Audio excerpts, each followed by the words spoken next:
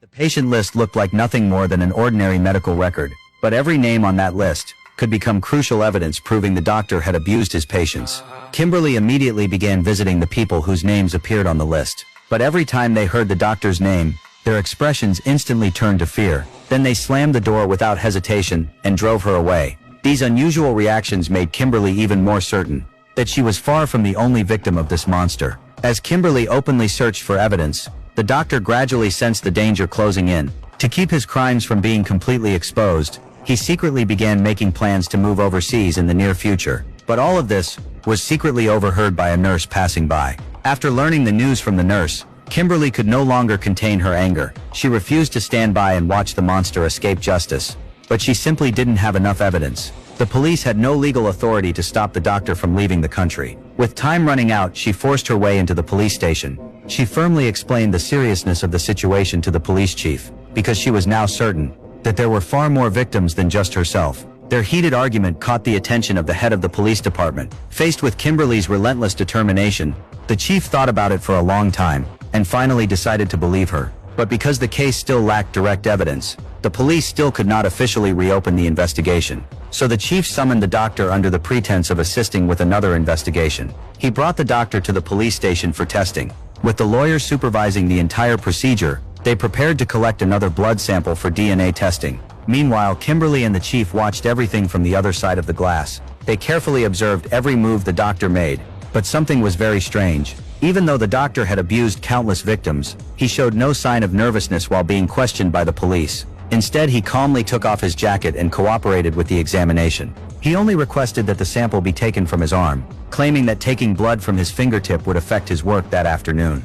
Although Kimberly felt something was not right, she believed that under everyone's watchful eyes, the killer would finally be brought to justice. But the moment the test results came back, reality shattered her hopes once again. The DNA comparison showed no match at all. All the evidence indicated that the doctor had not assaulted Kimberly that day. Even so, Kimberly still could not believe what she was seeing. The chief also began to lose his patience. After one failed result after another, she started wondering whether she had been wrong all along. She even felt that this was fate passing judgment on her. No matter how hard she tried, she would never escape being labeled a liar. When she looked up and saw the doctor's taunting gaze, the anger inside her nearly spiraled out of control. She even suspected that the police had switched the samples, or perhaps the doctor was somehow born with two different blood types. She even began to wonder whether everything she had experienced was nothing more than a terrible nightmare. Her mind was on the verge of a complete breakdown. But what she never expected was that just as the doctor was about to leave the country, the case suddenly took a dramatic turn. A victim who had once refused to testify was moved by Kimberly's courage and determination. She decided to remain silent no longer, and told the police exactly how she had been abused.